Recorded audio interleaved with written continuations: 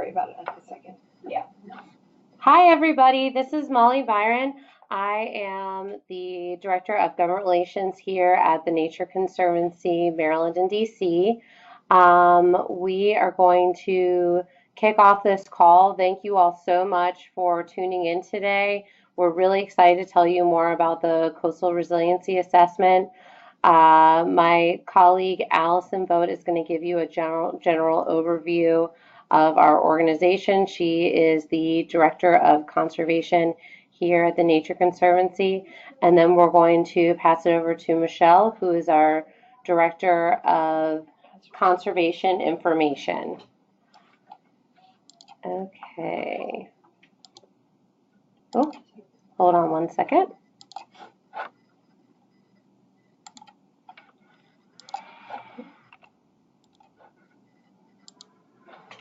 Good morning. So to kick off the substance of our webinar, I first want to introduce you to the Nature Conservancy. The Nature Conservancy is a leading conservation organization, and we work around the world to conserve the lands and waters on which all life depends. A few quick statistics for you. The organization is 64 years old. We work in all 50 states and in 69 countries. Globally, we have over 1 million members, and we employ more than 600 scientists.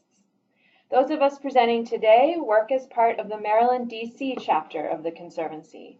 We have staff in Cumberland, Bethesda, Easton, and Salisbury, and our work touches down in the mountains, the forests, the farm fields and coasts, and even the big cities and small towns across Maryland and the district.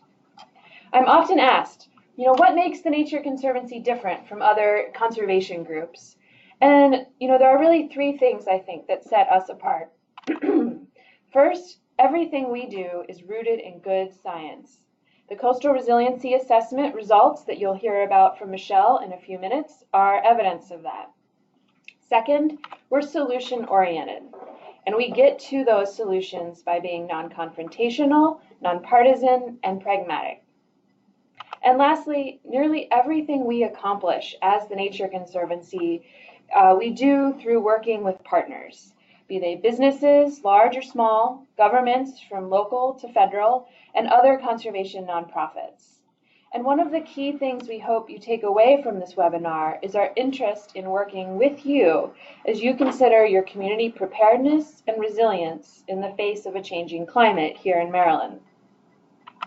In the Maryland DC chapter, our work is focused on solutions to secure clean water in the Chesapeake Bay and increase the resilience of our coasts and our forests in the face of climate change. We're dedicated to a future where people and nature thrive together. As I said, you'll hear next from Michelle about our recently developed Coastal Resiliency Assessment. As you know and have very well likely already experienced, the bay shores and seashores of Maryland are very vulnerable to the effects of sea level rise. These rising seas will bring increasingly frequent floods that will impact our roads, our homes, our businesses. These challenges are daunting, but we have seen that nature can be an important part of the solution. And you may be wondering, how exactly does that work? How is nature an important part of the solution to this giant problem? Well, if you think about natural coastal habitats, things like marshes and wetlands, coastal forests, and even oyster beds and underwater grasses, we know they're hugely important to our natural environment. But they also can serve as natural defenses. They act as buffers. They slow down waves, they stabilize sand and sediment, and they absorb floodwaters. So we want to work with you to put nature to work for your community. And together, we'll give our coastal communities and our natural treasures not only a chance to survive in the face of climate change, but to thrive and prosper as well. Great, thanks, Allison. Now we are going to head over to Michelle, who's going to tell us a little bit more about the Maryland Coastal Resiliency Assessment.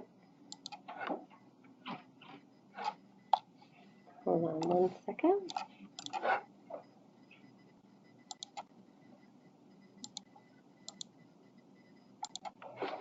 Thanks, Michelle.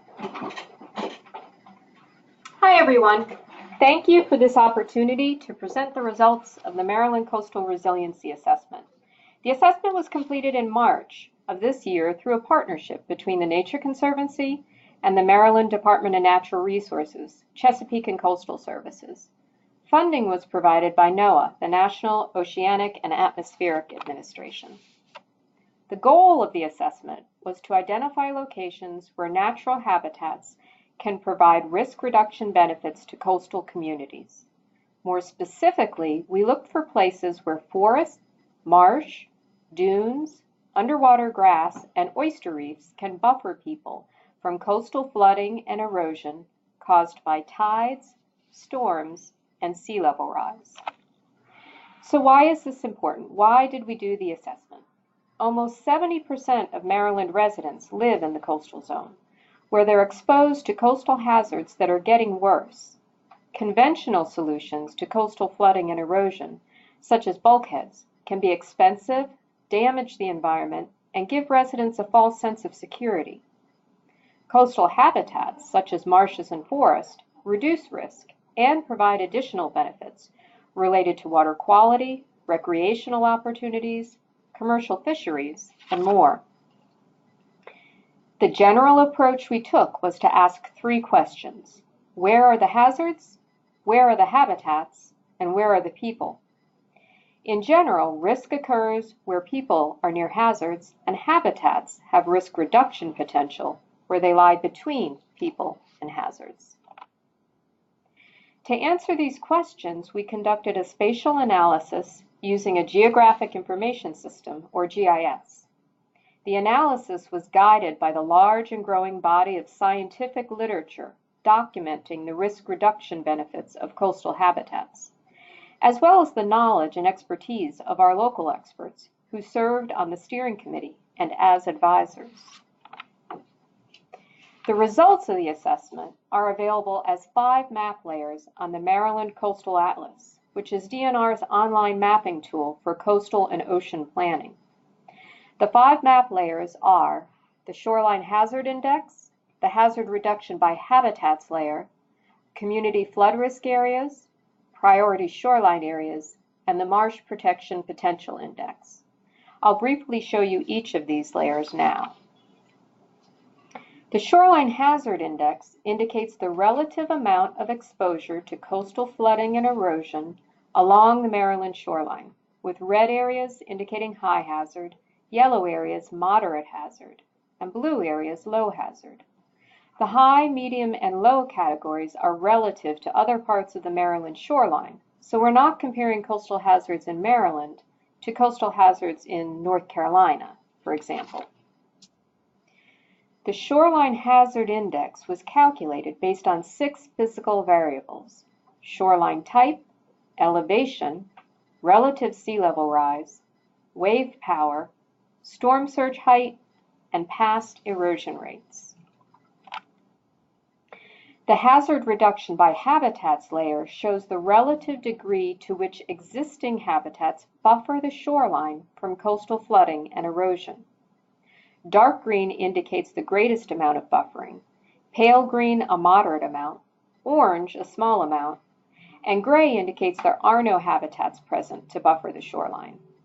The amount of buffering was estimated based on the presence or absence of our 5 habitat types: forests, marshes, dunes, underwater grass, and oyster reefs.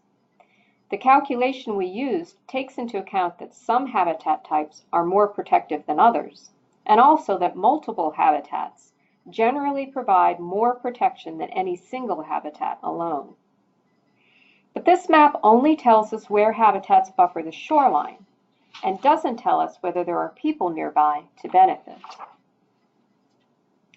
The Community Flood Risk Areas layer brings people into the picture.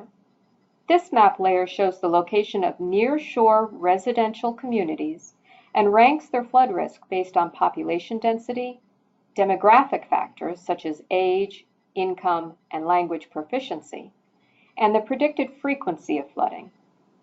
The demographic factors are included to reflect characteristics that may limit a community's ability to prepare for, respond to, and recover from coastal hazard events.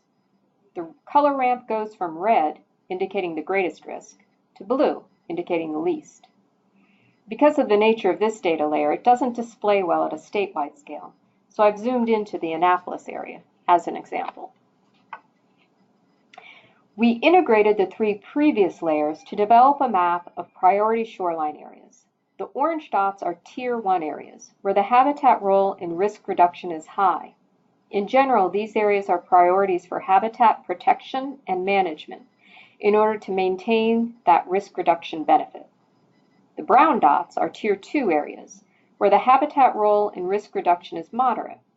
In general, these areas are somewhat less of a priority for conservation, but may offer additional opportunities for habitat restoration in order to enhance their risk reduction benefits. The specific action that is appropriate in any particular location will depend on site conditions. In some places, where habitats alone are not a feasible risk reduction strategy, a green-gray hybrid may be the best solution. Of the 5 habitat types considered in the assessment, marshes are one of the most protective and most extensive in Maryland. Some marshes are better able or better situated to provide coastal protection to people than others. We calculated the protection potential of each marsh based on 5 variables: marsh size, its proximity to coastal hazards and to residential communities, its predicted persistence in the face of future sea level rise, and its proximity to other protective habitats, specifically coastal forest, dunes, underwater grasses, and oysters.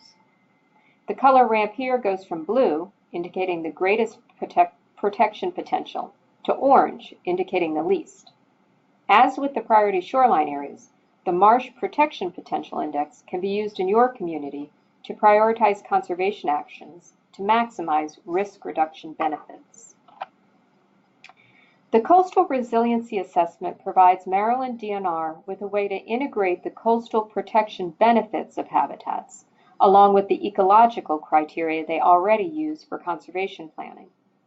In your communities, you can use the results to inform local hazard mitigation plans and comprehensive plans, target specific climate adaptation actions, and strengthen funding applications for resilience-related projects.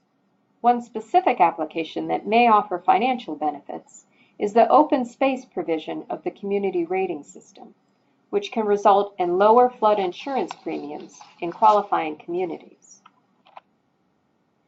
For more information about the assessment, you can download our full report from DNR's website.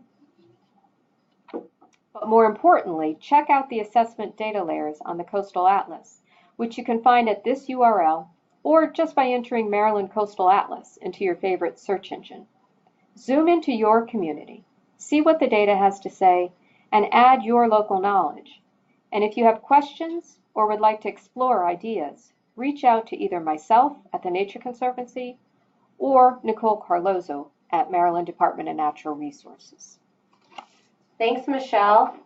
Now we're going to take a quick pause before we open it up for question and answers.